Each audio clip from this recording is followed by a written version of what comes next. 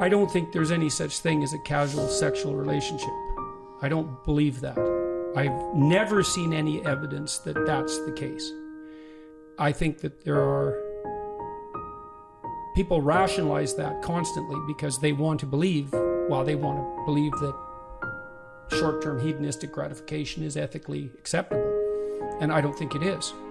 I think that it trains you to treat yourself and other people as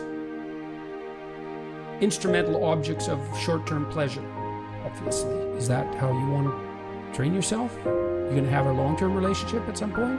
How are you going to train yourself for that?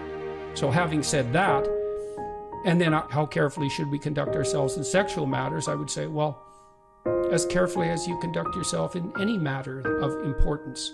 That stretches all the way up to the top, whatever the top is. You know, you're going to treat the other person as if they're a divine locus of consciousness or a disposable pornographic entity.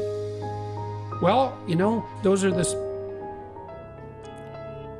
borders. But then you say, well, you have to practice.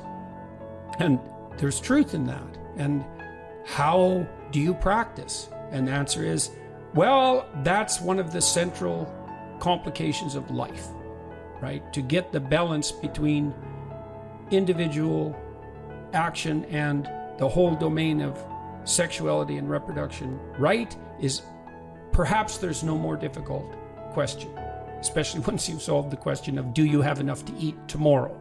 But I don't think there is such a thing as casual sex. I think that's indistinguishable from masturbation, which I also don't regard as a particularly heroic act. And I think people have that sense, and I don't think that that's culturally instantiated, because in some sense we've done everything we can to eradicate every last vestige of sexual shame, which I think in the final analysis is impossible, because there are all sorts of reasons for the persistence of sexual shame that have nothing to do with cultural context.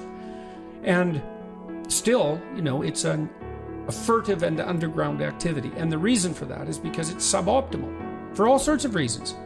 Well, how much motivation does a young man need to overcome his fear of rejection and establish a relationship with a woman? And the answer to that is, we don't know. But sexual deprivation could easily be part of it. Because to do something difficult, you need a lot of motivation. You need frustration working for you. You need fear working for you. You need lust working for you. You need loneliness working for you. To bind a man and woman together, especially if they're going to produce children, this is a very, very difficult thing to do successfully. And so anything that interferes with that is to be viewed with extreme skepticism, and that's undoubtedly part of the reason that shame around hedonistic sexual activities remains a constant, despite our best attempts to eradicate it. Here's an interesting thing I used to tell my clients is, don't do anything with anyone sexually that you wouldn't talk to them about. So that's worth thinking about. Is you're not intimate enough with them to have a conscious discussion, but you're perfectly willing to blunder stupidly into it and then risk the aftermath. A lot of that's fueled by alcohol, to have a serious conversation about sexual impropriety on campuses, for example. The first thing we'd focus on is alcohol.